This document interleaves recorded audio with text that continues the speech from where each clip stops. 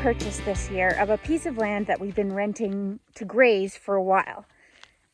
But the thing about this piece of land is it's not just grazing land. There's also a house on it. Although house might be a bit of a strong word. The people that just moved out of it, great people, but their health took a turn for the worst and they could no longer care for the property. They were also keeping 11 indoor animals.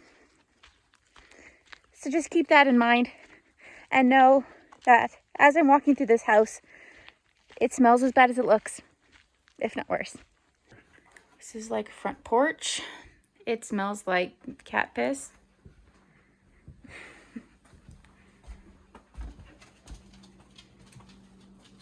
This is a bit of the furnace room. I think this washer and dryer set are fairly new, actually. There's an old stove. The kitchen. Duke, come here.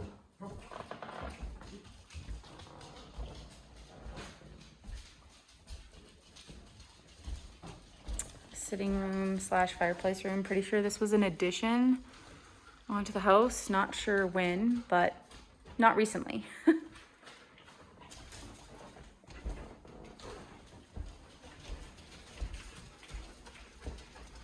You can see the marks from the pets along the drywall.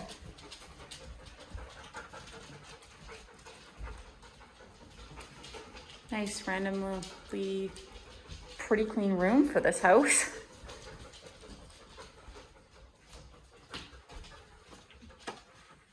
This was the bedroom.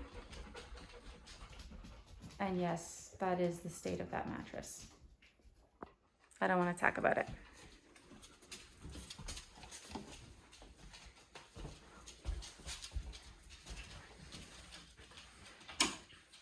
This is the bathroom. Yum. And check out that ceiling. Ain't that just delicious? Some pet accosted that wall.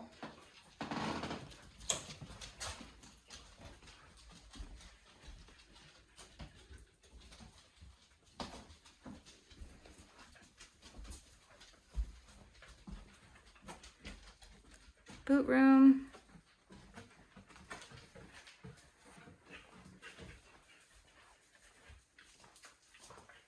Which leads to the garage.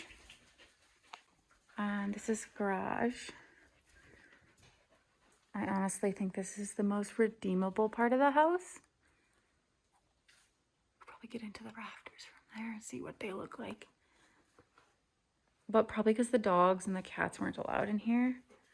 I know the automatic door openers still work. And once you got it cleared out, it would actually look decent. Drywall is like not done anything with it, but at least it's not like absolutely been sacrificed to the pets. I have a question as to how in a house with 5 cats, there could be so much mouse poop. That's just gross. They had the best of intentions because this is like new flooring that matches the flooring in their house. And this is brand new tile, I think. A little dusty, but at one point somebody really loved this as a little garden. And then things like this started happening. And I'm not sure what that point was or who planted the flowers, but they're pretty. I'm slightly concerned that this is going to reek when I lift the lid. Oh, it only defrosted partially. Just look at those icicles it got going on. Good, good. It's only going to be half a mess to clean out. Look at that. They've got this cool little trail going through the woods. The road's right out there. Got a old falling down shed here. And at the end of this trail, at one point a pit was dug, and it has since been filled in with all sorts of garbage. So instead of taking things to the landfill or the dump like everybody else, or even burning things, they just made a mess. And now the question is, do I have to clean out that pit, or do I just bury it and embrace that it's happened and not continue with it? Obviously. At this point, we're not even sure if the house is salvageable. So before we get too far in actually fixing anything up, we're gonna have to rip a hole in the floor, because I ain't crawling underneath to find the crawl space, and see if the foundation is good and the joists underneath are good.